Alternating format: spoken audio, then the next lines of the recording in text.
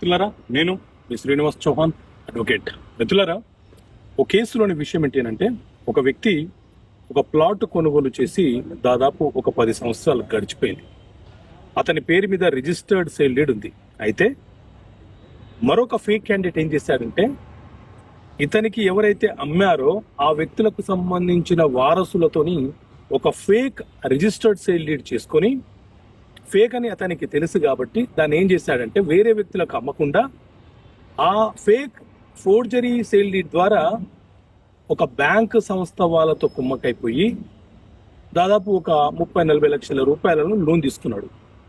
Loan తీసుకొని తిరిగి చెల్లించకపోవడం వల్ల వాళ్ళు ఏం చేశారు అని అంటే, బ్యాంక్ వాళ్ళు ఈ ప్రాపర్టీ మీద సీజ్ చేస్తూ న్యాయస్థానం నుంచి ఆర్డర్ తీసుకొచ్చినారు.